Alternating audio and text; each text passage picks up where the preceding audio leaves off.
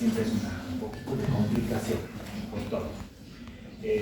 Sin embargo, creo que haciendo la recapitulación de lo que vimos ayer, estábamos enfocados ya en el contenido de los derechos ambientales, y hoy voy a pedirle a las dos señoritas Huanga que me ayuden, por favor, haciendo la explicación de qué vimos sobre el derecho al ambiente sano.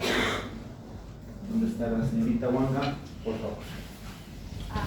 Ayer teníamos hablando sobre el contenido de los derechos ambientales. Hablamos del derecho al ambiente sano, que se encuentra articulado en el 5 del Código. Ya. En donde están los elementos normativos, también en la Constitución, en el artículo 14, el artículo 66, este sería el alcance constitucional que se le quiso dar a este derecho. Asimismo, nos dio el ejemplo de una sentencia, sin estigma, también en donde se hablaba del derecho al ambiente sano, hablamos de la opinión consultiva también, y aquí habíamos resultado ¿Qué opinión consultiva revisamos?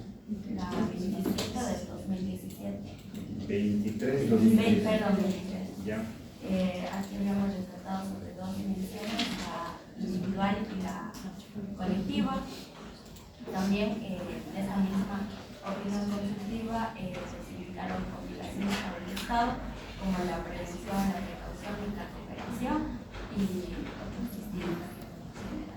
Ya, creo que quedó bastante claro el ejercicio de lo que es entender el contenido del derecho al ambiente sano. La señorita Huanga, también por favor, continuemos.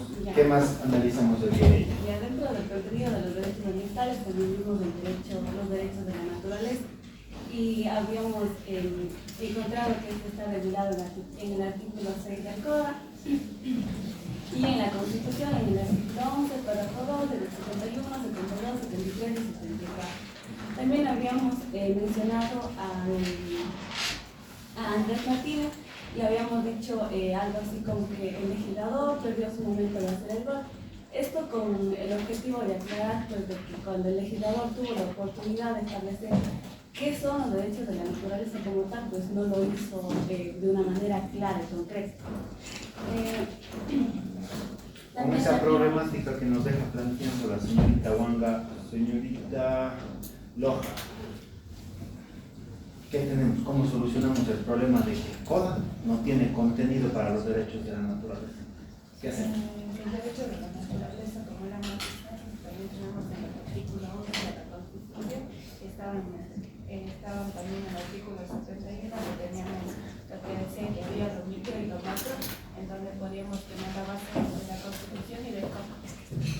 Pero en dónde más, si yo reviso el 6 del CODA y el 71, del 71 al 74 de la Constitución, yo sigo viendo casi la misma redacción. Yo lo único que veo ahí es conservación integral, toda la explicación que hemos dado sobre conservación integral, y tengo ahí el tema de la restauración. Y ahora, ¿cómo entiendo? ¿Qué tengo ahí? Ya, ¿qué dicen los precedentes? Denme algún ejemplo de precedentes que analizamos el día de hoy. Ya. Que quedó abierta cuando parecía que sí se podía, o sea, que por ejemplo los derechos de la naturaleza solo iban a estar dentro de la Constitución, pero en esta sentencia que habíamos visto el año anterior que decíamos recordatorio, nos había dicho esto de que quedaba como una reserva de cláusula ya un poco abierta porque antes debe ser. Perfecto. ¿Y qué más veíamos sobre los elementos del ambiente? O sea, los elementos que eran los ciclos vitales, Más que eso, a ver, nosotros habíamos dicho que como contenido también teníamos que la naturaleza era sujeto de derecho en su conjunto, pero ya ahora sus componentes específicos. ¿Qué está pasando? ¿Qué contenido le ha dado la Corte Constitucional a ese tema? Lo revisamos ahí. ¿Cómo qué? ¿Cómo cuáles? Alguien que le ayude, señorita Pacheco. Sería los montes, los cerros, los mundiales, y los derechos, o sea, como que la Corte Constitucional, a través de sentencias, aclarecía lo que cada uno de los elementos de la naturaleza y por qué era importante. Perfecto.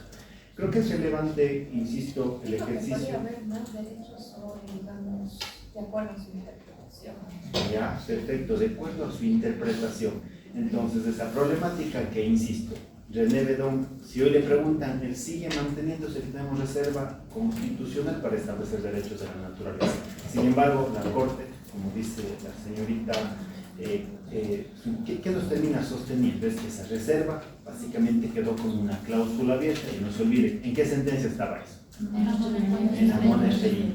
Es relevante esa sentencia porque me dice, no solo son un listado taxativo, pueden ser más en función de una interpretación sistemática de la Constitución en donde podemos incorporar más derechos, ¿sí? Les había dicho el día de ayer que el ejercicio que estamos haciendo de darles el contenido, porque no solo es cuestión de ir y limitarme a recitar el artículo 5, el artículo 6, perdón si se me va de pronto el número que por tantos números que hay de articulados se me puede ir. Sin embargo, es relevante poder entenderlo de manera crítica. Es decir, si yo veo ambiente sano, les insisto como el día de hoy, yo tengo ahí un listado de 10, 12 elementos que lo componen. De tal manera que si, por ejemplo, uno de esos componentes llega a ser afectado, llega a ser incumplido en su regulación, yo tranquilamente puedo, en función de ese elemento específico, construir toda una argumentación jurídica con la finalidad de demostrar vulneración al derecho al ambiente sano. Esto para trámite administrativo, para trámite constitucional o cualquier tipo de acción que pretendan implementar, ¿sí? Eso va a permitir a ustedes demostrar y empatar con los hechos que están alegando sobre lo que supuestamente puede ser objeto de la vulneración. Otra sugerencia que les había dado el día de ayer en esta materia, creo que sirve para todas, sobre todo enfocándonos también en un tema constitucional, es el hecho de que nosotros siempre debemos buscar hacer un ejercicio integral de una argumentación. Yo había puesto en el Zoom ayer, de manera a veces más difícil explicarlo a través de la virtualidad, pero si yo estoy alegando la vulneración de un derecho, perfecto, puedo sustentarlo en la norma, como en este caso efectivamente lo estamos haciendo en el Código Orgánico del Ambiente, pero qué mejor si lo puedo empatar con la Constitución, sustentando claramente en dónde está amparado ese derecho, aparejado precedentes constitucionales y, como no, en algún instrumento internacional que dé solidez a lo que estoy alegando. En este sentido, señorita Ordóñez, no sé si usted se acuerda lo que es o cómo habíamos abordado el tema de las opiniones consultivas. ¿Se acuerda de repente? El año pasado. Sí, Habíamos pasado dicho que las opiniones consultivas pueden ser tomadas en cuenta desde tres perspectivas. La primera es que son de obligatorio cumplimiento, la segunda es que se deben cumplir solo o se deben tomar en cuenta solo cuando se trate de seguridad o fomento en paz, y la cuarta es que, y la tercera es solo que son de importancia para los estados que hayan consultado. En este caso se refería solo a Colombia, pero había dicho que para la materia, para la cátedra, se va a tomar en cuenta la perspectiva de que sí es importante. Habíamos analizado también que nuestra Constitución teóricamente está bastante avanzada, y para nosotros ya tener incorporados los derechos de la naturaleza en nuestra Constitución se la iba a tomar en cuenta, pero no iba a ser tan importante como para los países que no tienen en un rango constitucional los derechos de la naturaleza. Perfecto. Es importante hacer esta mención porque el día de ayer nosotros nuevamente, para los derechos que son objetos del Código Orgánico del Ambiente, es decir, derechos de la naturaleza y derecho al ambiente sano, volvimos a sacar y poner en la lupa de nuestro estudio dos opiniones consultivas. Porque le había pedido a la señorita Ordóñez recordar el tema de las opiniones, porque nosotros en este ámbito sí vamos a tener diferentes perspectivas, y qué bueno que nos hizo recordar tres posibles roles de fuerza obligatoria que puede tener una opinión consultiva. Es obvio, si nosotros preguntamos a una persona o incluso un abogado que no sea tan progresista, protección de derechos, ¿qué me va a decir? Medianamente obligatorio o simplemente es vinculante para el Estado que lo solicitó. Sin embargo, si ustedes preguntan a nuestros constitucionalistas, que siempre son pro derechos, garantía de los preceptos y derechos fundamentales establecidos en nuestra Constitución, vamos a tener claridad en que la opinión consultiva tiene fuerza obligatoria, y más aún vamos a tener claridad en que esta es una interpretación auténtica de la Convención Interamericana de Derechos, de tal manera que es de obligatorio cumplimiento. De tal suerte que nosotros en nuestra lupa y en nuestro radar de estudio en materia ambiental tenemos las dos opiniones consultivas, la que nos mencionaba la señorita Wanga, 23/2017, derecho al ambiente sano, con todo el alcance que ya vimos para fortalecer el contenido de este derecho, y por otro lado, la que si bien no la hemos estudiado en detalle, pero sí la vamos a tener en nuestro radar, que es la 32/2025, que ya habla sobre los derechos de la naturaleza. ¿Sí? ¿Por qué es relevante para nosotros? Porque va a fortalecer todo el andamiaje constitucional y jurídico que nosotros ya tenemos. Sin embargo, no es algo novedoso. ¿Por qué? Porque nosotros ya lo teníamos regulado. Tal vez para otros países sí es más relevante porque les obliga y les empuja a generar una protección mucho más amplia de la que se venía manteniendo en los estados. Última observación respecto a la clase anterior, para dejar bien afianzado este tema, es el hecho de que nosotros habíamos mencionado la existencia de un nuevo derecho que esta opinión consultiva nos trae. Señor Heredia, ¿recuerda usted qué derecho nos trae esta nueva? Clima sano. Ya, perfecto. De cierta forma ya se encontraba como que analizado, porque también estudiamos lo que era la biosfera y de cierta forma se vinculaba a eso. Qué importante hacer mención a este tema y que el mismo señor Heredia me diga, esto nosotros ya lo teníamos regulado. Sí, efectivamente, cuando yo hablo de ambiente sano, estoy cuidando todos los componentes de la vida. Uno de sus componentes, dentro de los muchos que revisamos, era la biosfera. Y ahí está precisamente el tema del clima. Sin embargo, la preocupación del cambio climático que a todo el mundo les tiene ahí, que está yendo a pasar, nos obliga a generar, en este caso, un paso más, una progresión en un derecho específico para proteger este ámbito especial de los derechos de la persona, como son los climas. ¿Sí? Insisto, esto es relevante para que ustedes también estén actualizados en este tipo de normativa, porque sería inadecuado que alguien les pregunte, ¿cuáles son pues, los derechos ambientales? Y les digan, oiga, ¿cierto que hay clima sano? Nunca escuchamos. Pues escuchamos. ¿Dónde está? En la opinión consultiva, tal vez no esté en nuestra Constitución de la República, pero, como dijo la señorita Ordóñez, haciendo esa interpretación de que esto es de obligatorio cumplimiento para todos, tenemos de cierta manera incorporado en el desarrollo jurídico este nuevo derecho. ¿Sí? Creo que está clara esta explicación. Si no tienen dudas sobre lo que hemos hecho ahora, podemos iniciar clase normal. ¿Sí? ¿De acuerdo? ¿Tienen alguna duda? No.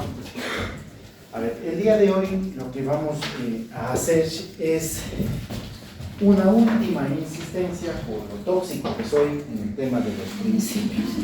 Me van a decir qué intenso con eso.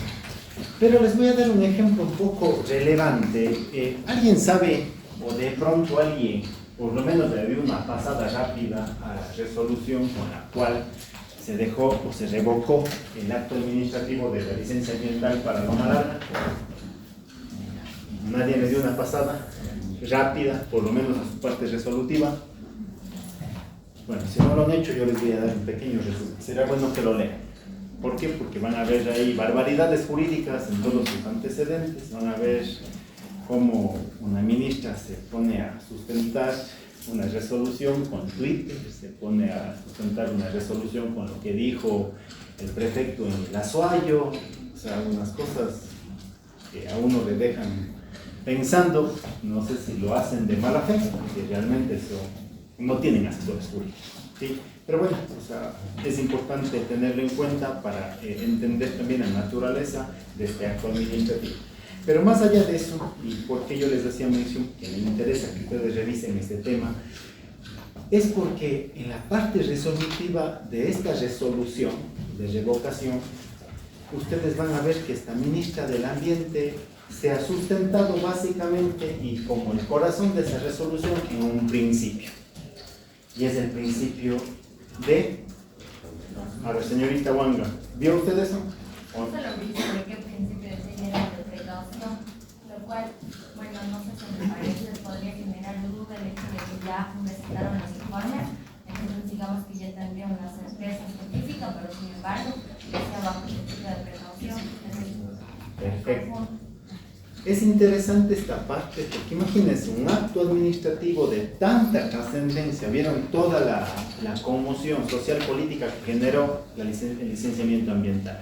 Sin embargo, todo el sustento jurídico de esta revocatoria se basó en el principio de precaución.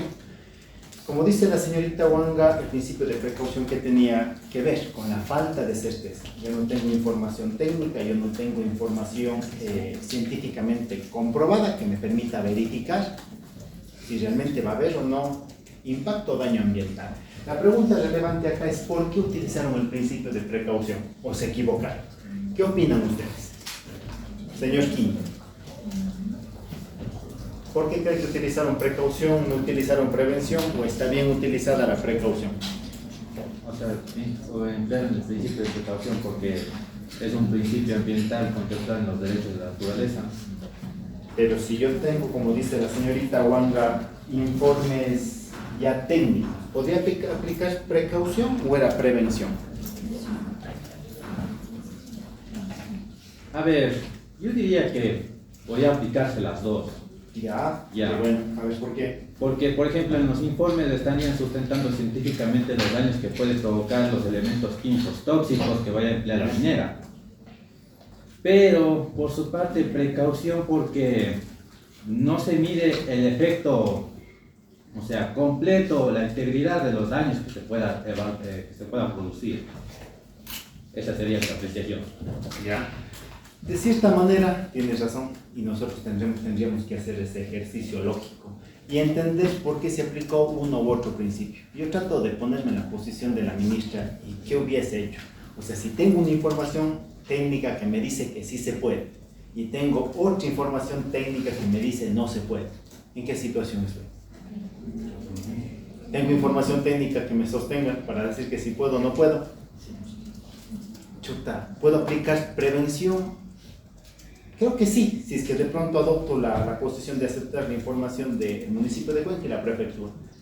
Pero, ¿y qué pasa con los informes que tiene el mismo Ministerio del Ambiente? Que dicen que sí se puede. O sea, qué interesante contradicción. O sea, yo personalmente hubiera hecho un ejercicio argumentativo mejor que el que le han planteado. Por lo menos hubiera utilizado los dos principios, por lo menos hubiera sustentado la facultad que tiene el Ministerio del Ambiente para ejercer la competencia de revocación de un licenciamiento ambiental y sobre todo hubiera seguido un procedimiento como nosotros revisamos, pero con ustedes la clase anterior. No hicieron un procedimiento y simplemente sacaron un acto administrativo. La pregunta sustancial acá es, ¿se puede olvidar ese acto que se ha generado sin procedimiento? No. ¿Qué creen ustedes? Si yo emito un acto sin un procedimiento, ¿qué me manda la ley? Es que ahorita ya existe responsabilidad por parte del Estado. A ver, si, como sea, se diera de baja el acto administrativo, el Estado como tal tendría la responsabilidad sobre todos los permisos que ya dio previamente. Ahora, el tema que yo sí vi en la resolución, una parte decía que se responsabilizaba tanto al prefecto como al alcalde, pero como tal la responsabilidad de ellos no caería sobre el Estado. Por supuesto. O sea, este momento, a ver, creo que hay que entender todos los panoramas, ¿no? Es obvio que en este caso el proyecto está sin licencia, eso es un hecho evidente. Ahora la pregunta es, ¿qué pasa si el proyecto presenta una acción de protección y dice me vulneraron el trámite propio, el debido procedimiento, que no había la obligación de motivación del acto administrativo? Chau, resolución de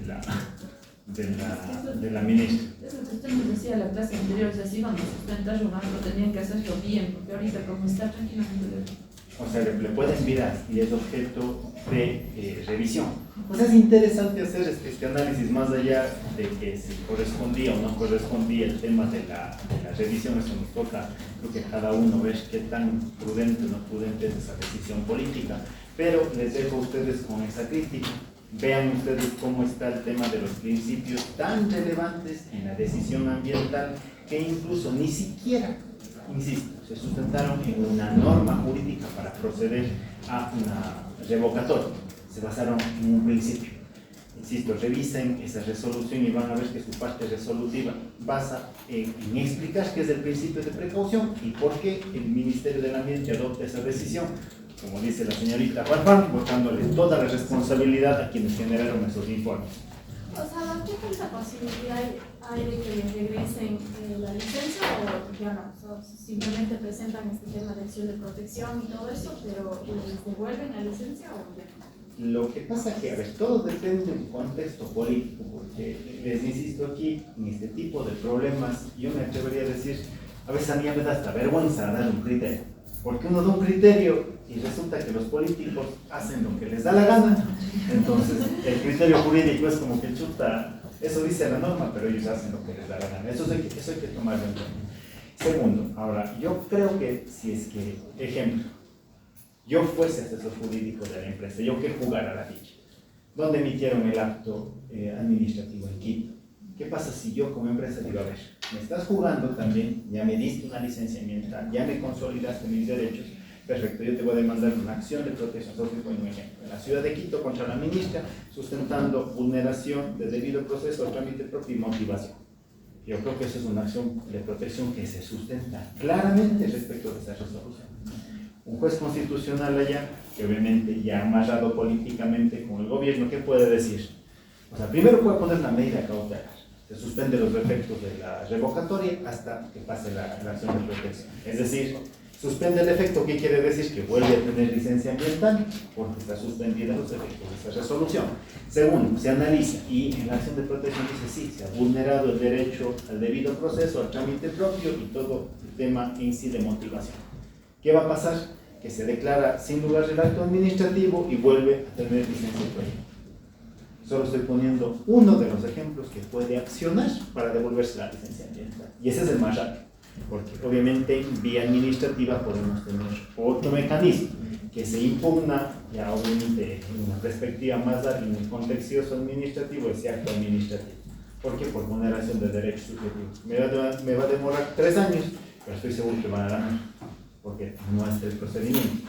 Insisto, habíamos revisado, creo que con ustedes, teníamos que en administrativo hacer un procedimiento de lesividad o buscar una nulidad con la revisión de oficio. Si no hicieron ese procedimiento, notificando a las partes, abriendo a prueba, todo está mal hecho. ¿Sí? Una pregunta. Según entiendo, hubo una falta de formalidades en este caso, o sea, de cumplimiento del debido proceso. Pero, ¿en qué recae este incumplimiento del debido proceso? ¿Que no utilizaron una norma para sustentarse o en qué se basa? O sea, primero, en que no siguieron el trámite propio. Primero ellos debieron haber elegido un trámite, el Ministerio de la Justicia. Es decir, o el trámite de lesividad o el trámite de nulidad, principalmente. Si era lesividad, debían haber indicado que ese acto administrativo era lesivo para el interés público e iba al contencioso administrativo para revocarlo. No lo hicieron. El plan B era hacer la revisión de oficio. No sé si con ustedes revisamos lo que está en el 132 del COA, que me habla sobre esta revisión de oficio. Este procedimiento que implica que se abre un trámite notificando a las partes con un periodo de prueba y luego de pasar el debido trámite y de ejercicio del derecho a la defensa, se emite una resolución declarando o no la nulidad del acto administrativo. ¿Cumplieron ese segundo procedimiento? Tampoco. Entonces, estoy en este problema. ¿Y eso tiene que ser en los informes? O sea, hay alrededor de 21 o 21 hojas que hablan de prefectura, de lo que le cae mal el gobernador, de lo que creo que le insultó, de lo que dijo en Twitter que iba a parar en Cuenca. Ese es el sustento. ¿Y mediante qué medios una resolución? Emitieron una resolución. Verán, y es una resolución tan extraña que al final termina confundiéndolo con un acuerdo ministerial. Revisen, en la parte resolutiva dice resuelvo, o sea, es una resolución, revocar, y en la parte final inscribas el presente acuerdo ministerial en el registro oficial. O sea, incluso confunden lo que es una resolución con un acuerdo ministerial. O sea, a ese nivel de manejo. ¿Sí? Pero bueno, creo que ya me alargué haciendo una explicación más práctica de lo que está pasando para ir y sobre todo hacer énfasis en lo que estábamos nosotros analizando del tema de principios. Para poder continuar con el desarrollo de nuestra materia, quiero dejar haciendo énfasis que no deja de ser relevante e importante nuevamente los principios. ¿Por qué? Porque nosotros habíamos hecho junto a ustedes un análisis jurídico de lo que son esos principios que se conciben a nivel internacional, a nivel global, en derecho ambiental 1, lo cual ya se hizo el análisis pertinente. A inicio de Ambiental 2 nosotros también tomamos y analizamos el tema de principios constitucionales ambientales. De hecho hicimos referencia al listado que están registrados en nuestra Constitución e incluso en las disposiciones que los contienen, ¿sí?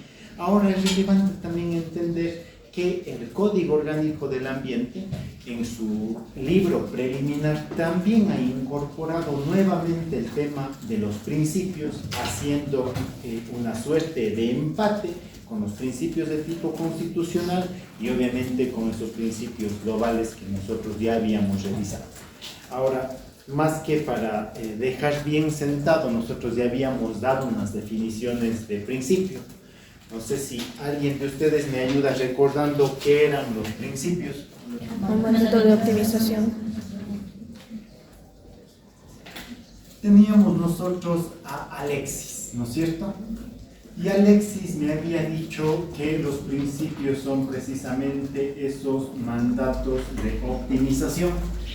Incluso Alexis me dice que son o se pueden entender como normas que tienen un contenido normativo o contenido jurídico.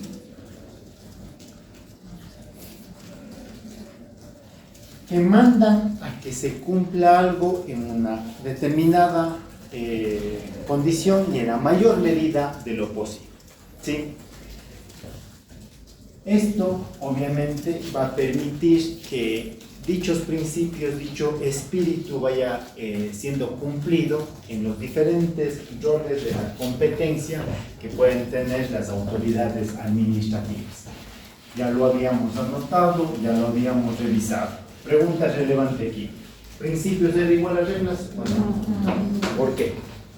La regla se cumple, ¿no? Mientras que el principio puede ser cumplido a menor o gran medida.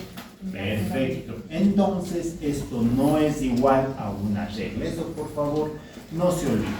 Sin embargo, creo que para poder culminar y dejar ya bien asentado este tema, vamos a dar un par de concepciones adicionales ya aplicados al CODA y que podemos complementar con otra definición de The Working.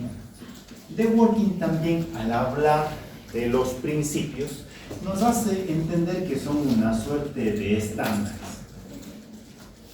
Estándares que tienen un peso y que tienen una dirección. ¿Sí? Y que este estándar lo que va a provocar es que cuando hagamos nosotros una suerte de argumentación jurídica,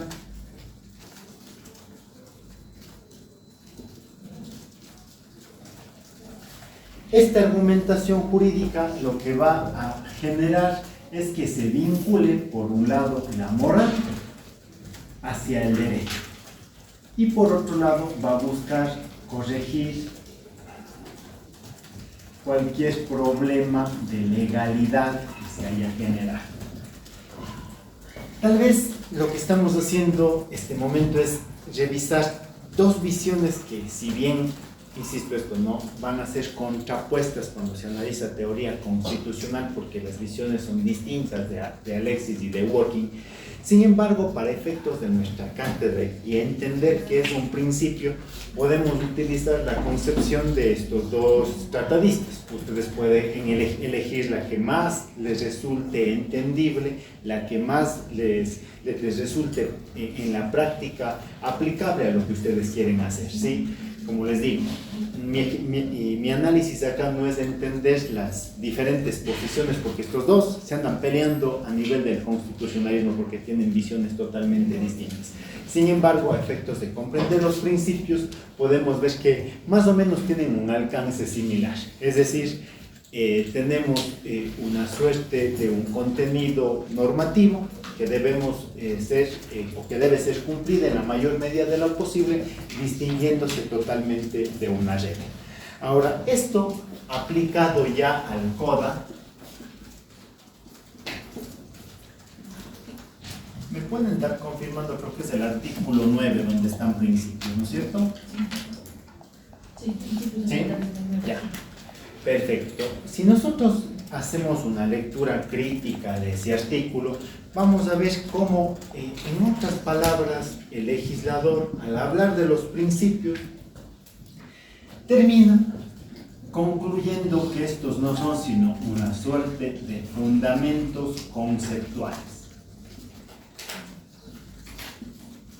Esto a nivel de ordenamiento jurídico, es decir, fundamentos conceptuales que pueden ser entendidos como esos estándares, como esos mandatos que optimizan la conducta del Estado o de los funcionarios públicos para alcanzar un fin específico. Más allá de copiar literalmente lo que dice ese artículo, vamos a subrayar esa parte. Es un fundamento conceptual de obligatorio cumplimiento para todas las personas que están vinculadas al ejercicio de la competencia ambiental. ¿Sí? Con esta concepción nosotros vamos a ver cómo el CODA, precisamente en este artículo, nos va a volver a hacer ese listado de principios que nosotros ya habíamos revisado y hemos insistido en su aprendizaje y esto sí, memorización. ¿Por qué? Porque esto en cualquier esfera va a ser indispensable para conocimiento y aplicación. Rápidamente vamos a ir simplemente haciendo el listado más que revisándolo, porque con ustedes ya hemos hecho los análisis respectivos sobre este tema, pero aquí lo que yo voy a encontrar en el Código Orgánico del Ambiente es el principio de responsabilidad integral. Voy a tener el principio de mejor tecnología y prácticas ambientales. Tengo el principio de sostenibilidad, principio de quien contamina paga,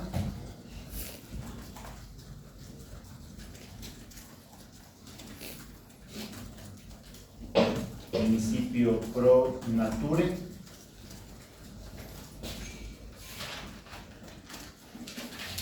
acceso a la información, participación y justicia ambiental. Voy a tener prevención, la precaución,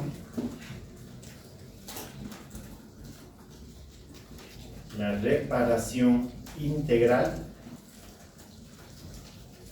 y la subsidiariedad.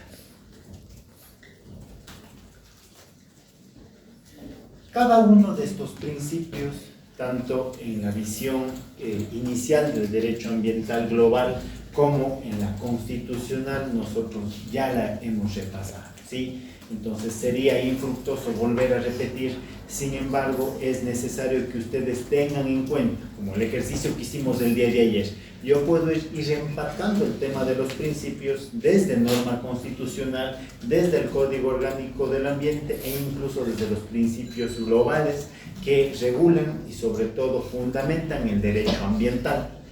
No sé si de pronto a ustedes les queda alguna duda sobre alguno de ellos. Creo que de pronto podemos hacer una breve explicación de mejor tecnología y prácticas ambientales y de pronto de subsidiariedad, que hace falta hacer un repaso. ¿O tienen alguna inquietud sobre alguno de los principios que ya hemos revisado? Creo que no. ¿No? Tecnología y mejores prácticas. Y insisto con el tema de la subsidiariedad. Cuando habíamos visto mejor tecnología y prácticas ambientales, esto también está relacionado, si bien es un principio ambiental, también forma parte y es un componente del derecho al ambiente sano. ¿Por qué? Porque nosotros, recuerden ustedes cuando revisamos ese elemento de la naturaleza en la parte constitucional que era la biosfera, y nos invitaba, y más que una invitación era un imperativo, de que debemos buscar utilizar la mejor tecnología que reduzca la contaminación, y obviamente voy a tener ahí una suerte de que aparece ese concepto de energías limpias. Y adicionalmente voy a tener aquí el concepto de que la contaminación y la huella de carbono va a ser objeto de reducción. El objetivo de este principio precisamente busca que la tecnología, al igual que los diferentes principios, se transversalicen. Es decir, si yo utilizo más tecnología, es posible que el efecto de contaminación o impacto ambiental vaya siendo reducido. La pregunta relevante acá, y que siempre genera una contradicción y una tensión, es ¿qué pasa si es que la tecnología requiere el uso de minerales? Ejemplo, yo quiero hacer una ciudad inteligente, Cuenca. Chévere, voy a utilizar la mejor tecnología con la finalidad de reducir el impacto ambiental. Pero para poder hacer eso, yo voy a necesitar cobre, yo voy a necesitar todos los componentes y minerales para crear tecnología. Es una suerte de contradicción de que obviamente a veces desde una perspectiva demasiado cerrada yo voy a decir soy ambientalista y quiero proteger todos los elementos del ambiente. Pero ¿qué pasa si es que este mismo principio me obliga a aprovechar los recursos y sobre todo a usar lo que más nos da miedo, los minerales y la minería, para buscar esta mejor tecnología? ¿Cómo tengo Wi-Fi? ¿Cómo tengo internet? ¿Cómo tengo todos esos elementos si es que no aprovecho los recursos? Es una contradicción que es importante tenerla en cuenta a efectos de ver el alcance de este principio. Finalmente, el principio de subsidiariedad, ¿alguien se acuerda? Porque si lo revisamos esto en Ambiental 1. Se decía que si no se identifica el responsable digamos directo, se responsabilizaba el Estado. Perfecto. Creo que no habría una definición más concreta de este principio y que se resume en que siempre va a haber alguien que responda. Y si es que yo no encuentro hacia alguien, subsidiariamente es del Estado. Y el Estado, en el momento que encuentre a esa persona, va a ejercer un derecho de repetición. En lo que se traduce este principio de subsidiariedad es que nunca va a quedar sin responsabilidad ambiental un determinado hecho, acto u omisión que genere impacto. En otras palabras, aquí yo voy a tener en última instancia al Estado, quien va a responder, y el Estado se encargará de investigar de quién mismo fue el responsable y ejercerá derecho de repetición. ¿Sí? Con esto, insisto, no voy a recapitular algo que nosotros ya sabemos, ya conocemos, simplemente me voy a quedar con la insistencia de que los principios, cuando ustedes quieran sustentar incluso un ejercicio que podemos hacer en clase de evaluación, no se olviden, está en la Constitución de la República con el alcance que ya lo revisamos, y podemos también hacerlo en base al artículo 9 del Código Orgánico del Ambiente, que los recoge, incluso los conceptualiza. ¿Sí? ¿Tienen alguna duda antes de pasar sobre este tema?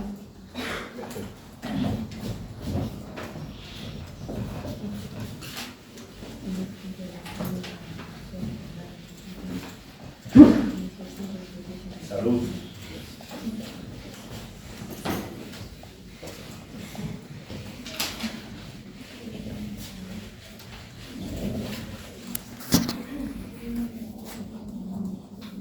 Quieren salgan 5 minutitos, se respiren porque yo me voy a botar.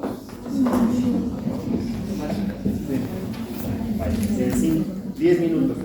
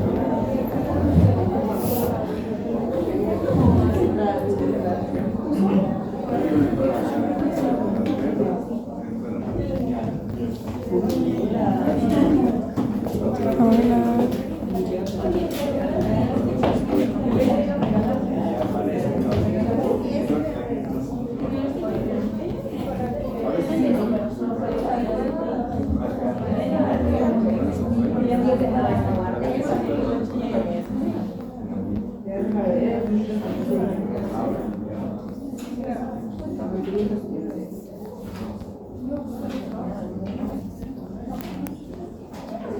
No me acuerdo cuál era.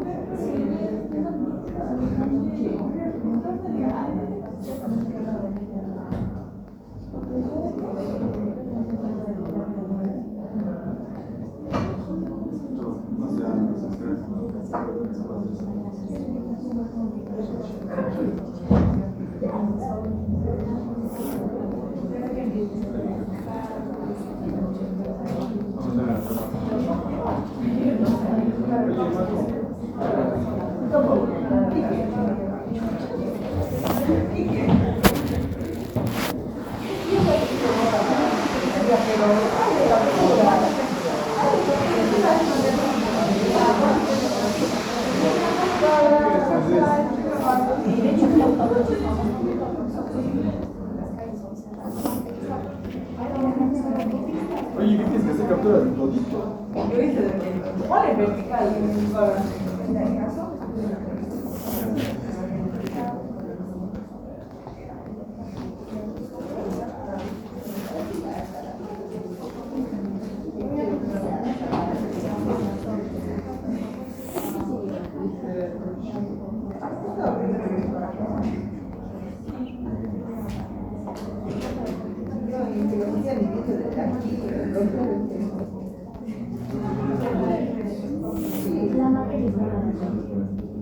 Pero es que igual, no está todo.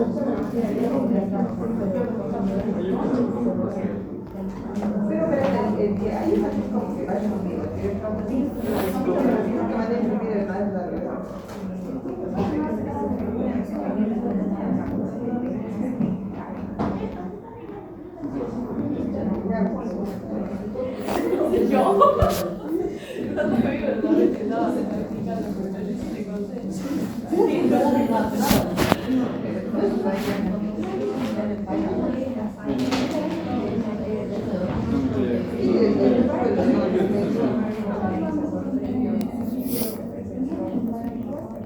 Sí, es que ya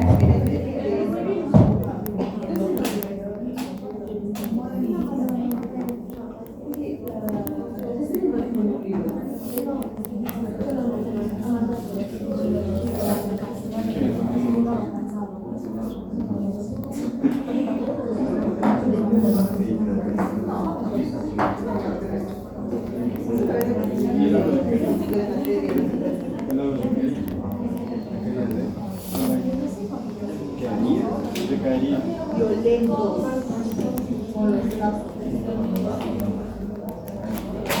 Oye, pero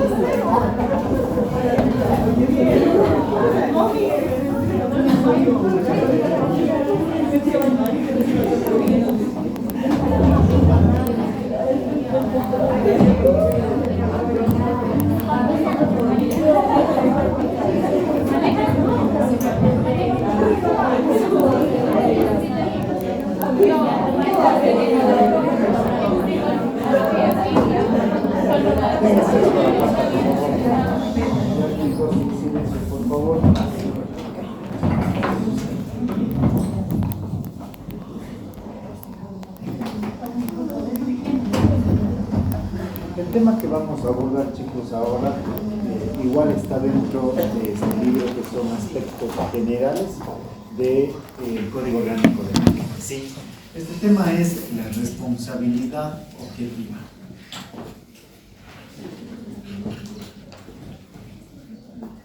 Sobre este tema, es precisamente el control de lectura que vamos a realizar. Voy a enviarles el documento con la finalidad de que ustedes lo puedan realizar y poder el próximo martes hacer esta evaluación. ¿Sí? Sobre el tema de la responsabilidad objetiva, nosotros ya habíamos analizado este concepto en base a un principio que era precisamente el que detalla este contenido. Señorita Méndez, ¿usted se acuerda que era la responsabilidad objetiva?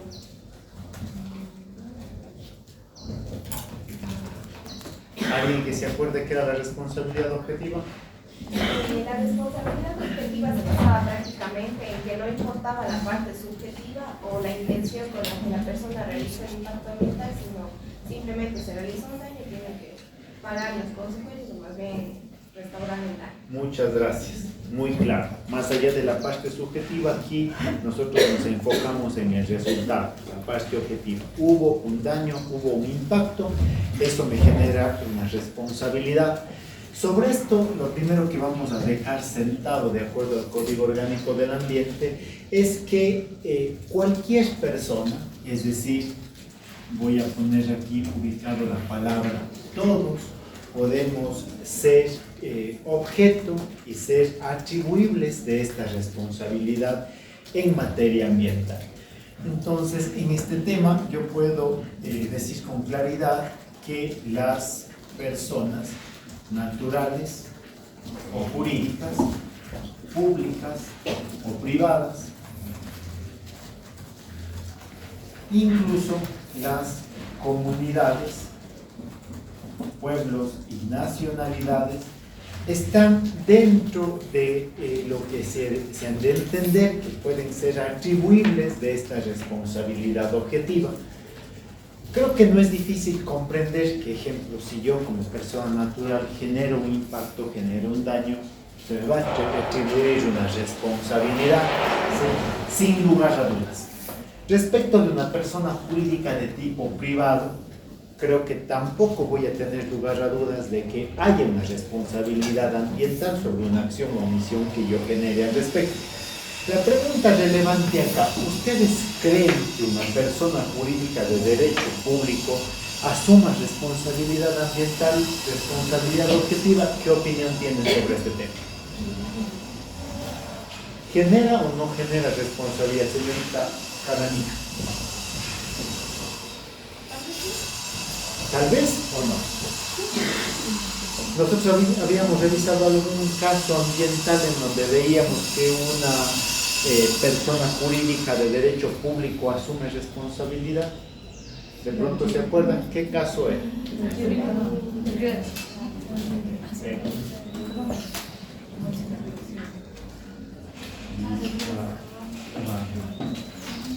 Recuerden que nosotros habíamos revisado a efectos de entender este tipo de responsabilidades y habíamos dicho que ese primer caso que en Ecuador tenía el efecto de ejercicio de los derechos de la naturaleza era precisamente este caso del río Vilcabamba. ¿Alguien se acuerda del contexto y a quién le atribuyeron esa responsabilidad en ese caso? De Loja, estaban analizando unos escombros de la construcción de una carretera aquí. ¿Ya? Perfecto.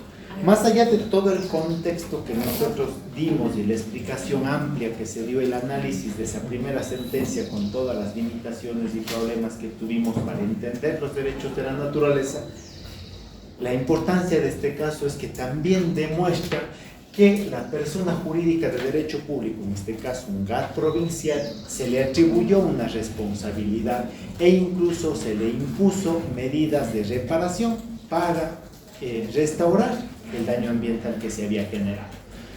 Si recordamos ese caso, recuerden ustedes que había un informe del Ministerio del Ambiente que decía cuáles habían sido los incumplimientos y de hecho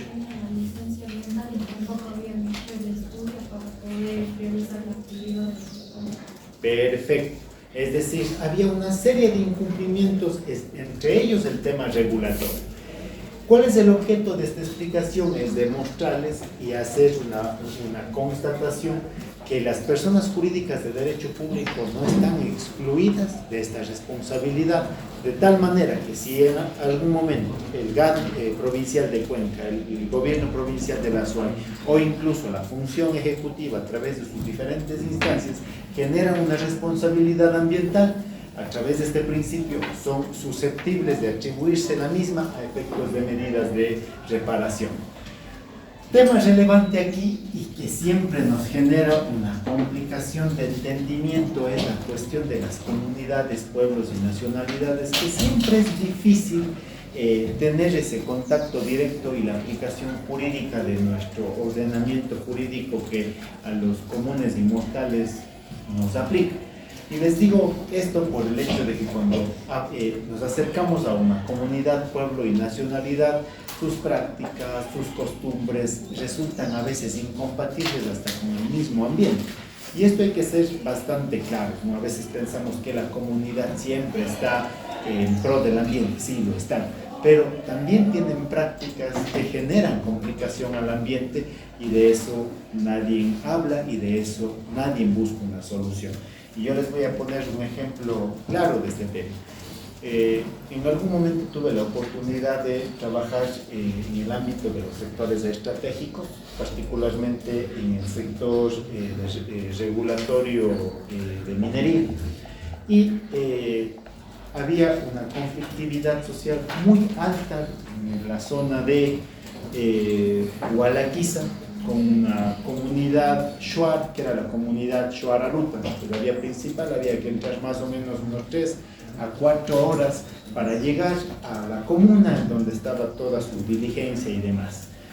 Una reunión bastante compleja por la, se puede decir, hermética que era esta comunidad, que no quería revelar cómo trabajaba, cuál era su visión, pero lo que sí exigían que cualquier empresa, cualquier persona extraña a esa comunidad se meta a realizar cualquier tipo de actividad productiva, entre ellas tener concesiones mineras.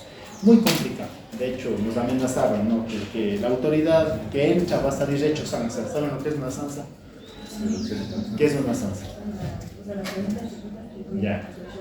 Entonces, estos shuaras cuando nos hacían la invitación para ir a esa reunión, me decían, vengan con cuidado porque algunos funcionarios han salido hechos sansa, que son esas cabecitas en miniatura que se secan. Entonces, ellos se burlaban de nosotros porque teníamos un poco de miedo por lo riesgoso que podía llegar a ser. En ese contexto llegamos a esa reunión súper complicada, ¿no? Al inicio, muy herméticos, muy molestos todos, pero en el transcurso del día, jugando fútbol, con una biela, todos nos hicimos amigos, así, todos amigos, porque los shuaras para una biela y para un indoor, no hay mejor cosa para ellos.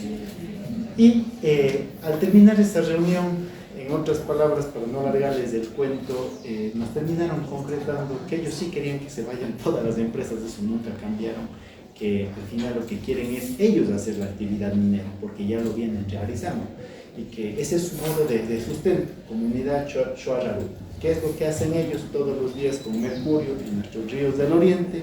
Hacen, platillean, sacan sus 3-4 gramos de oro, eso traducido en plata, el día de hoy debe ser un gramo, está alrededor de $60 aproximadamente, sacan 1 gramo con mercurio haciendo la menos inversión posible, sustentan su diario.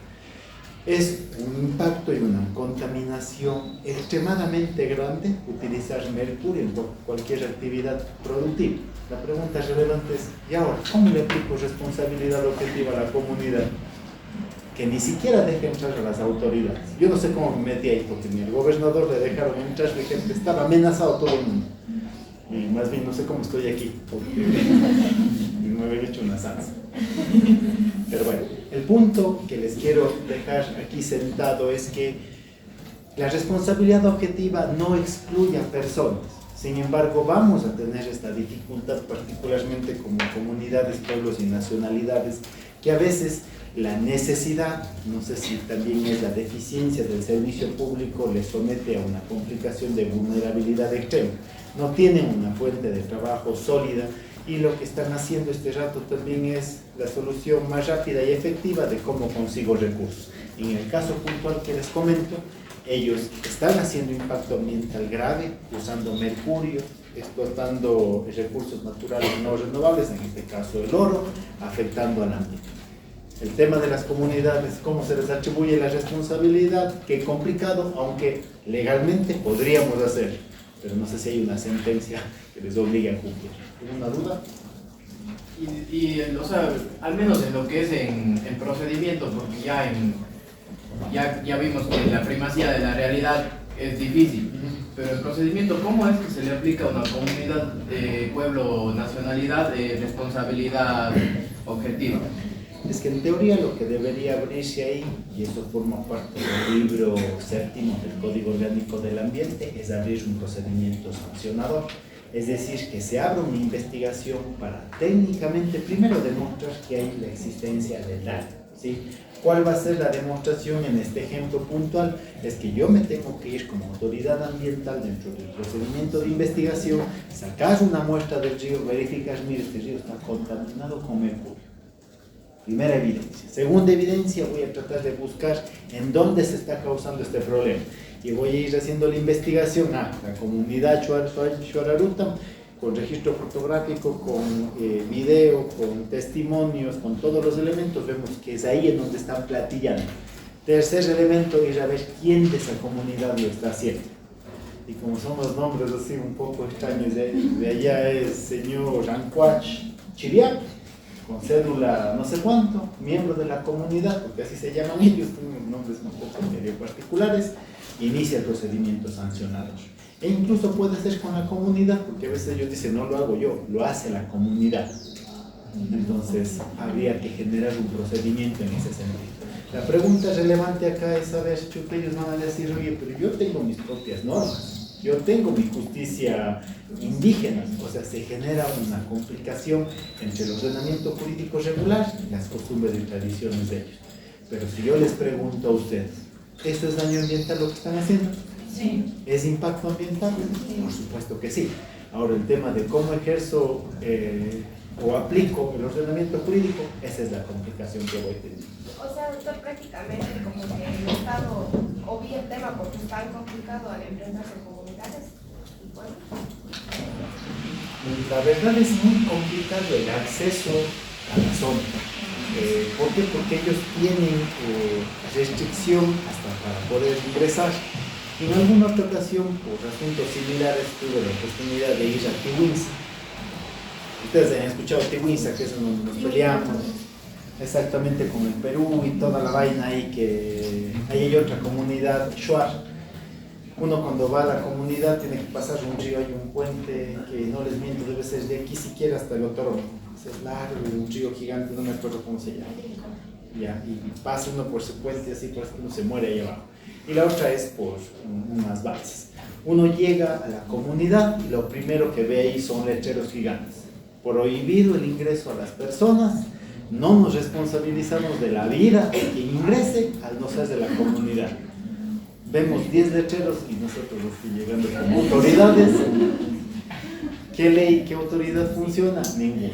O sea, es complicado. ¿Por qué? Porque ellos viven una vida un poco autónoma ya. No voy a ser despectivo porque a veces ellos se organizan mejor que nosotros. Sin embargo, en el tema de aplicación de responsabilidades en general establecidas en el ordenamiento jurídico y especiales en lo que es la parte ambiental, muy complicado. Pero es necesario tomarlo en cuenta porque en determinado momento yo creo que Perú, yo creo que Brasil puede llegar a demandarnos internacionalmente. Sé que no va a generar el mega impacto, pero está viendo en esos ríos mercurio y está llegando a otros países generando una afección al derecho al ambiente sano de otras personas. Entonces, ¿quién va a tener que pagar por eso en un determinado momento? Es el Estado, ¿sí? O sea, sí es necesario generar un proceso de conciencia en estas comunidades para generar correctivos, pero la estrategia va a ser muy, muy compleja. De hecho, uno para llegar a esa gente tiene que estar un día ahí jugando, tomando bielas, haciéndose amigo, para que en algo nos escuchen. De lo contrario, todo es amenaza. No entre, no puede, está prohibido, le va a pasar algo a esto a usted si es que me sigue obligando. Entonces, es importante que sepan, porque si en algún momento llegan a ese rol de ser asesores, autoridades en materias ambiente o en materia de recursos, van a tener que lidiar con esto. Y si es una situación que es importante tomarla en cuenta, no solo para tomar acciones, sino también con la finalidad de entender cómo solvento la aplicación jurídica en estos casos concretos. ¿Sí?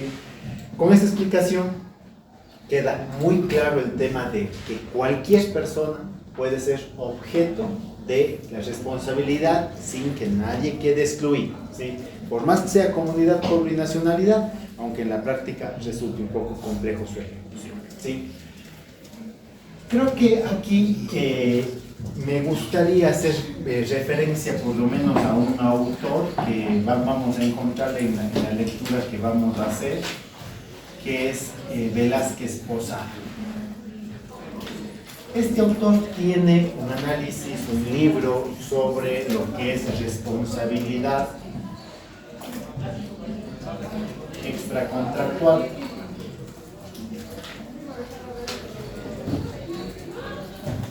Este autor, al abordar el tema de la responsabilidad objetiva, tiene un criterio que es importante. Para él sostiene que no es necesario en estos casos de responsabilidad objetiva, él dice, no se requiere acreditar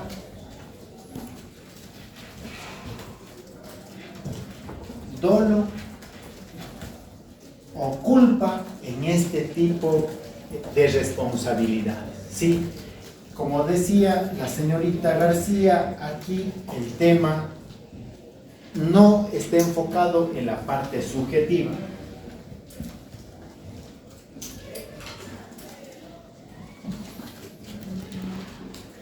Y este autor termina verificando que aquí lo que es necesario o sustancial probar algunos elementos.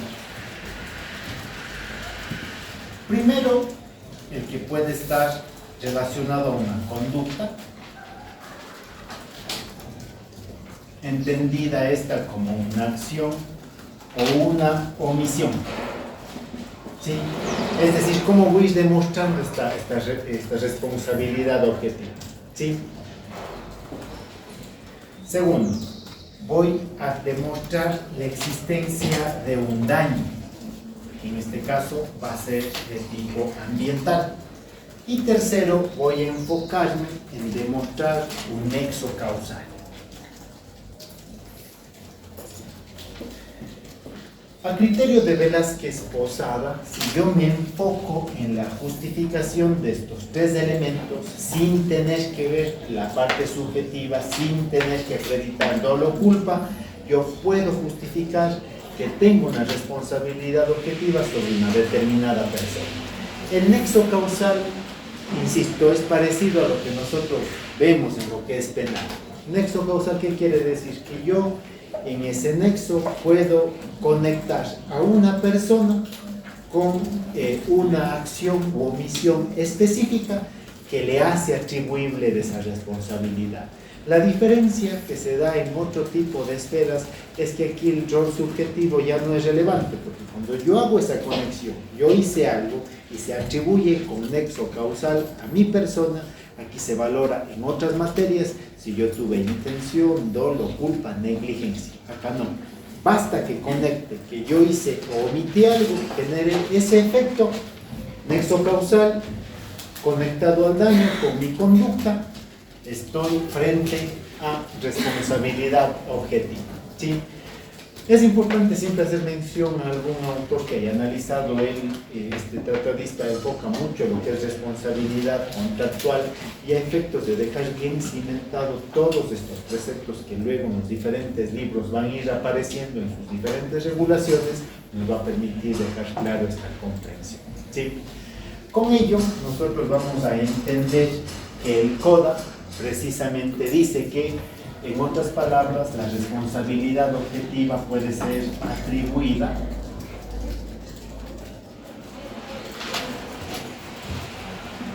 a cualquier persona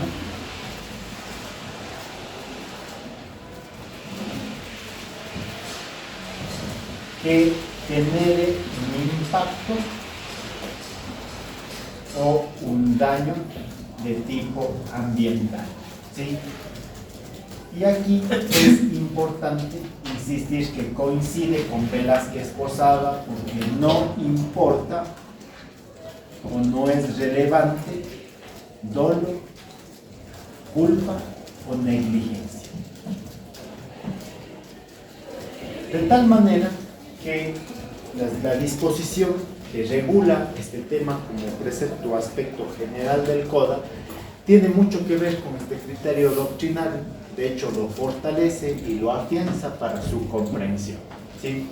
Ahora, antes de terminar este tema, también es relevante comprender que en nuestra materia ambiental y en nuestro ordenamiento jurídico siempre van a coexistir algunos tipos de responsabilidad. Aquí yo voy a tener una responsabilidad civil, una responsabilidad de tipo administrativa y una responsabilidad de tipo penal. ¿Sí? Entonces, cada una va a tener efectos distintos. Todavía no es objeto de estudio completo, estamos dando solo este presupuesto básico para poder hacer la arrancada del estudio de nuestra materia, pero con ello nosotros podemos entender que tenemos estas tres dimensiones que van a estar relacionadas a la responsabilidad objetiva, que está regulado como aspecto general del Código Orgánico del Ambiente.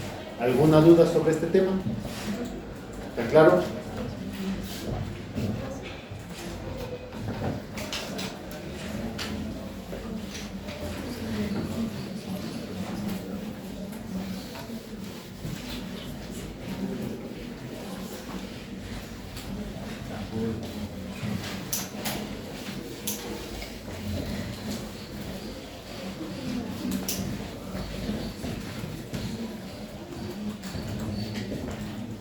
¿Recuerdan ustedes que nosotros dentro de esta introducción que hemos hecho al Código Orgánico del Ambiente insistimos, de pronto debió haber sido la clase antepenúltima, a la del día de ayer, los fines que tiene el Código Orgánico del Ambiente?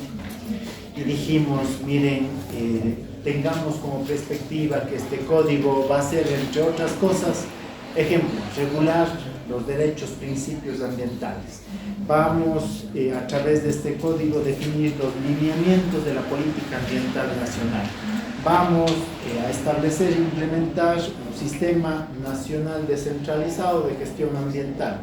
Competencias. Voy a quedarme por ahí nomás. ¿Por qué? Porque vamos a ir introduciéndonos ya en este tema de lo que es una suerte de la institucionalidad que está rigiendo nuestro ordenamiento jurídico para ver quién mismo hace qué respecto de la gestión ambiental. Por eso hice esta recapitulación a esos fines, por eso nosotros pusimos el énfasis en los más relevantes que vamos a irlos estudiando con la finalidad de entender cuáles son las actividades y las interacciones que van a tener los diferentes niveles de gobierno, ¿sí?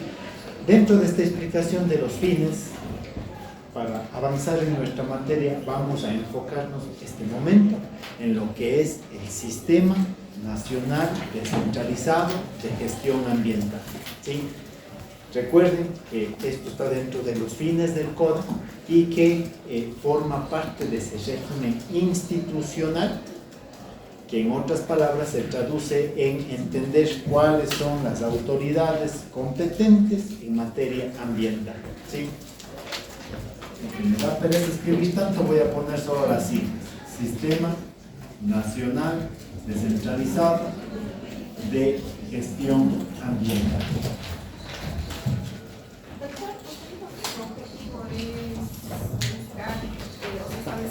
¿Quién realiza cada competencia? Por supuesto, es decir, con este sistema vamos a explorar precisamente esa interacción de las diferentes autoridades y sus competencias respecto de la gestión ambiental principalmente, ¿sí?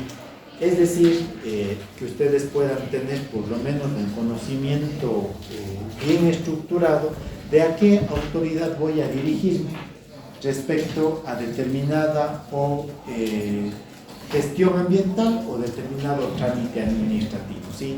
¿Para qué? Para que no tengamos o no sean ustedes los asesores de un presidente de la República, de una ministra del Ambiente, que dice, oye, mis competencias, o te atribuyo competencias GAT municipal o te atribuyo competencias GAT provincial, ¿sí?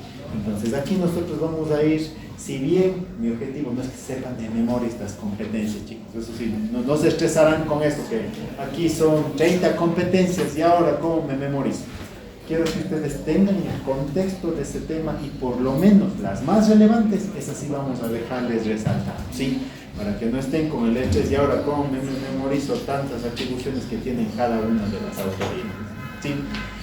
Con eso vamos a ir abordando este tema desde un primer elemento, es decir, la composición. Es decir, ¿quiénes forman parte de este sistema?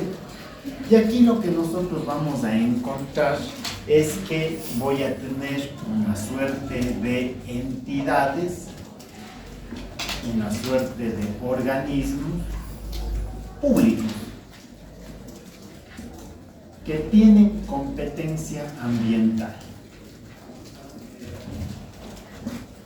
El factor relevante acá es decir, que yo voy a tener algunos actores del Estado que tienen este rol en el ámbito ambiental. ¿Sobre quién?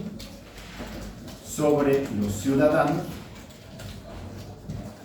y las organizaciones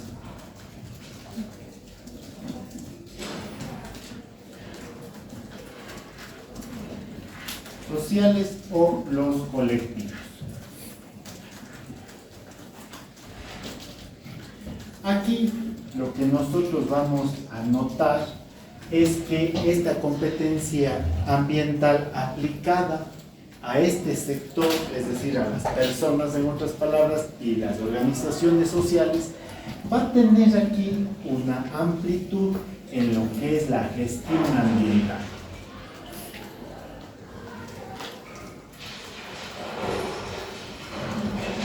Va a tener y se va a aplicar sobre lo que son manejo de recursos naturales y finalmente sobre la tutela de derechos ambientales.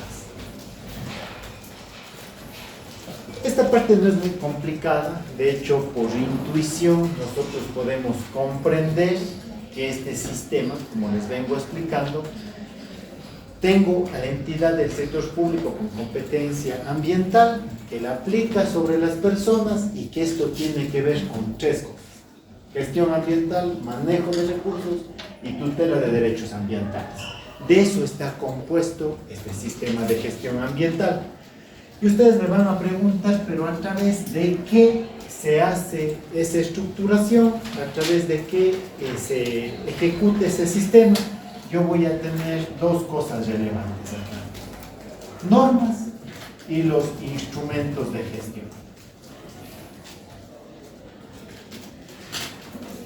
No quiero pasar rápido esto, si bien por intuición lo podemos comprender en función de lo que estamos explicando, pero si les está quedando claro este tema o está generando confusión. ¿Está claro?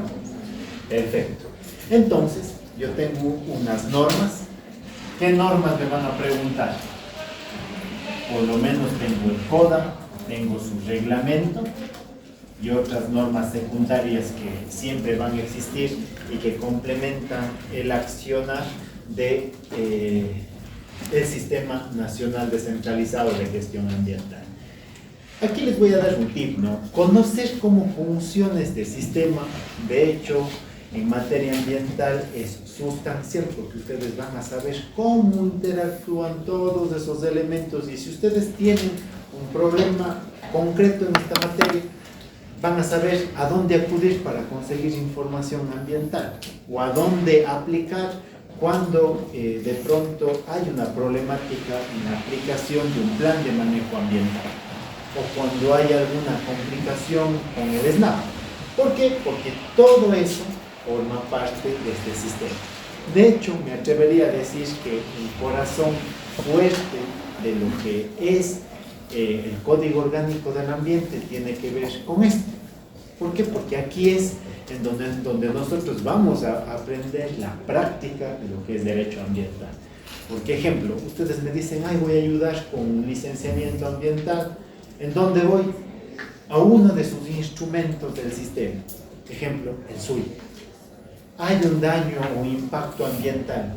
Tengo que ir a otro de sus instrumentos, el SUMA, que forma parte de este sistema. Les doy este tip porque aprender este tema, tener un conocimiento global de esto, va a permitir que ustedes puedan en la práctica ver cómo se va desenvolviendo la gestión ambiental, ¿sí? Ya les he dicho yo, ustedes desde sus diferentes roles que pueden llegar a tener. O sea, si yo les veo algún trato en el municipio de Cuenca como directores o asesores jurídicos de gestión ambiental, aquí están las respuestas de muchas cosas que tienen que hacer. Y ojo, no espero que tengan la solidez de que si en algún momento no sepamos algo, podamos ir haciendo toda la verificación jurídica para no estar aplicando cosas que no debemos a los casos concretos, ¿sí? Esto tip para que tengan ustedes claridad de cómo está estructurado y que no son procesos aislados. Todo forma parte de un sistema que en norma y en instrumentos va a estar interrelacionado, ¿sí? Dentro de esta composición vamos a dejar claro dos cosas que son relevantes, ¿sí? Una cosa relevante que es importante mencionar es que vamos a encontrar en el diario de la gestión ambiental que tenemos organismos y también tenemos entidades de derecho público que particularmente no tienen competencia ambiental. ¿Sí? Me van a decir entonces, ¿para qué me pone aquí un rol de un elemento de la función pública que no tiene competencia? ¿Por qué es relevante esto? Porque el Código Orgánico del Ambiente ha impuesto una obligación, en este caso, a todas las instancias de la función pública que aunque no tengan competencia ambiental, estas sí tienen una responsabilidad de aplicación tanto de principios como normas que están en el código. Esto es un poco extraño, ¿no? Porque al final, si me termina dando una responsabilidad ambiental, yo me atrevería a decir que sí tengo competencia, porque me está diciendo, verá, aunque usted no tenga una acción específica, por defecto usted tendrá que aplicar principios y normas ambientales. Sería como que una suerte de decir, oye, no tienes competencia ambiental, pero sí la tienes, porque en resumidas, me está obligando a seguir normas y principios. Ojo acá, esto también puede ser pregunta de examen. O sea, yo si les planteo, ¿qué pasa con las entidades o un ejemplo práctico? El Ministerio de Cultura o el INPC, el Instituto Nacional de Protección de la Cultura, si no estoy equivocado su denominación, ¿tiene responsabilidad ambiental o no? ¿Bajo qué lógica? Exactamente, tengo aplicación de normas y principios. Y ustedes me van a preguntar, ¿y el INPC, pues en dónde va a aplicar? Pues ¿en qué? Yo les pondría un caso concreto. Por ejemplo, voy y encuentro en Ingapirca, en esa zona, un vestigio en donde tengo unas ollas de los incas o de los cañares. Tengo que, si bien no tengo competencia ambiental directa, por la aplicación de principios y normas ambientales, yo tengo que buscar, ejecutar el proceso de restauración o recuperación de esos elementos sin generar daño ambiental o siguiendo todos esos principios que nosotros ya revisamos, ¿sí? Ojo con este tema, ¿no? Porque sí es relevante en el momento que nosotros lleguemos a sostener que, en otras palabras, todas las entidades tienen una obligación ambiental mínima, que es dicha obligación de aplicación, ¿sí? Siguiente tema que es relevante y que ha generado un poco de controversia en el ejercicio de las competencias ambientales, que es el tema de los GATS acreditados. Voy a darles una explicación para entender el tema de la acreditación. Esto lo vamos a revisar en detalle en el momento que verifiquemos o estudiemos lo que es el SUM, ¿sí? Que es ese sistema de manejo ambiental que, si bien está centralizado en la Autoridad Única del Ambiente, puede ser objeto de descentralización, es decir, que los GATS provinciales y cantonales puedan asumir esta competencia, ¿sí? Ese efecto en el cual el Ministerio del Ambiente, o como se llame, porque siempre está cambiando de nombre, pasa la competencia en el manejo ambiental, se da a través de un proceso de acreditación, ¿sí? No le pongan en este momento tanto énfasis, que vamos a revisar lo puntual, es simplemente para que puedan entender a qué me hago referencia con este tema, ¿sí? Ahora, ojo, ¿no? Que cuando yo reviso ciertas facultades de los GATS, me dice en su listado, verá, usted puede generar todos los procedimientos pertinentes para la recepción, análisis, aprobación de estudios ambientales, para hacer el seguimiento de obras que se den dentro de su cantón o de su provincia. Podrá incluso emitir licencias ambientales en determinados contextos, ¿sí? Eso se puede hacer cuando el GAT está acreditado, es decir, ha asumido las competencias de la Autoridad del Ambiente, ¿ya? Pero la acreditación es un procedimiento administrativo. Yo debo cumplir una serie de requisitos para que mi GAT se acredite en gestión ambiental. No todos los GAT están acreditados. El de Cuenca lo está, el de Santa Isabel, por ejemplo, no, el de Girón creo que tampoco, como ejemplo, ¿sí? Entonces, en esta explicación, ¿por qué se hace mención el tema de los GAT acreditados? Esto se dio, si no estoy equivocado, en una reforma del 2021, porque hasta antes de esa fecha había una complicación súper seria con los GATS, que terminaban diciendo, oiga, ¿sabe qué? Porque yo no estoy acreditado, no puedo ejercer las competencias ambientales que están en el CODA, es decir, era una lavada de manos. No me he acreditado, no he hecho el procedimiento. ¿El procedimiento cuál es? Tener una ordenanza, tener una área, un departamento de gestión ambiental, tener un grupo de funcionarios especializados en la materia, entre otros elementos, ¿ya? Insisto, esto lo vamos a revisar ya más adelante, cuál es ese proceso de acreditación. Entonces, bajo ese pretexto, ellos no ejercían competencias ambientales. Decían, oiga, ¿sabe qué? Nunca me delegó, no voy a ejercer ninguna de las atribuciones que me da el Código Orgánico del Ambiente. Y eso era un problema. Por tal motivo, esta reforma que hubo en el 2021 terminó aclarando, diciendo que los GATS, a pesar de que no estén acreditados, ejercerán las demás competencias ambientales que establece el CODA y en general el ordenamiento jurídico. ¿Qué quiero dejar en claro con esto, chicos?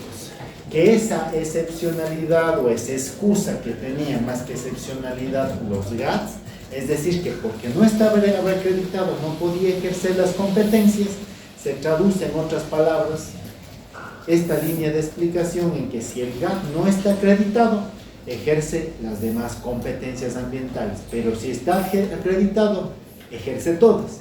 Es decir, aquí hay unas competencias específicas que viabiliza esta acreditación. Si no está acreditado, deberá ejercer las adicionales que no requieren esa acreditación, ¿sí? Eso ténganlo en cuenta porque antes era una excusa, un escudo sumamente fuerte que tenían los GATS para evitar la inversión, porque internamente para esta gestión pública se requiere también gasto público y no lo hacían arrogándose o más bien fundamentándose en que no había una reglamentación clara. ¿Está claro esta tercera explicación? Sí. Doctor, o sea, los GATS acreditados se podría decir que tienen una responsabilidad micro y los otros una más macro, tener más competencias especializadas. Algo así. A ver, me atrevería para aclarar esa idea, es que hay ciertas competencias que establece el CODA para los GATS que requieren una acreditación, ¿sí? Entonces, si yo no estoy acreditado, de las, ejemplo, 15 competencias que me da el CODA en materia ambiental, yo voy a ejercer solo 2, solo 10. ¿Por qué? Porque esas adicionales, ejemplo, licenciamiento ambiental o autorizaciones administrativas, el tema de lo que es normas y procedimientos para estudios de impacto ambiental y su seguimiento, esos parámetros específicos requieren acreditación en el SUM, ¿sí? Entonces, si yo no tengo esa acreditación, no puedo cumplir todas las competencias. Y solo cuando la tenga voy a poder ejercer todas.